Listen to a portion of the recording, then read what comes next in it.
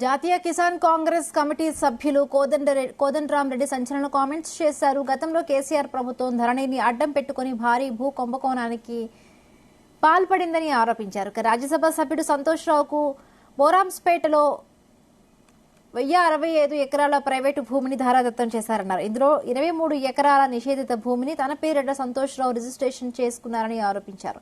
అంతేకాకుండా పలు సంస్థలకు ప్రభుత్వ భూములను ధారాదత్తం చేశారని మండిపడ్డారు. దీనికి సంబంధించిన అన్ని ఆధారాలతో ప్రభుత్వానికి త్వరలోని నివేదిక అందజేస్తామన్నారు. ధరణి అనే వ్యవస్థ, అదేవిధంగా రెవెన్యూ చట్టంలో ఉన్న సెక్షన్ 22A ఆధారంగా చేసుకొని దేశంలో ఎక్కడా లేనంత విధంగా భూముల కుంభకోణం జరిగింది. బొమ్మరాసిపేట అనే గ్రామం, ఇది మల్కాజిగిరి జిల్లాలో వస్తుంది. అక్కడ 1065 ఎకరాల భూమి అసలైన భూమి హక్కుదారులకు దక్కకుండా అందులో చిన్న సన్నకారు రైతులున్నారు, కొంత ఆర్థికంగా బాగున్న రైతులు కూడా ఉన్నారు. అక్కడి నుంచి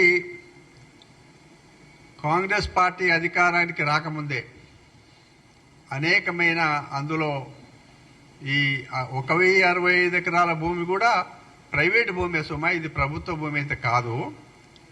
అయితే దీన్ని ధరణి అనే వ్యవస్థ, దీంట్లో ఆ భూములను నిషేధిత జాబితాలో పెట్టడం కానీ రకరకాలుగా ఈ వ్యవస్థను అడ్డంగా పెట్టుకొని ఇది అసలుదారులకు అందకుండా, ఎవరైతే తరతరాలుగా వాళ్ళ భూమి వాళ్ళ హక్కు కలిగి ఉండేనో వాళ్ళకి కాకుండా వేరొకరికి ధారాదత్తం చేయడం జరిగింది. దీంట్లో ఇప్పటికే నేను మీడియాకు చెప్పిన, అందులో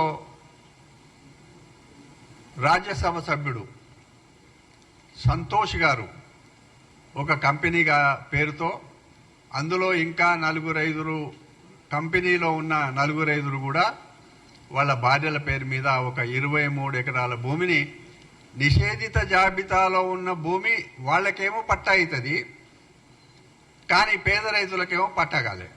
ఇది అక్కడున్న సారాంశం.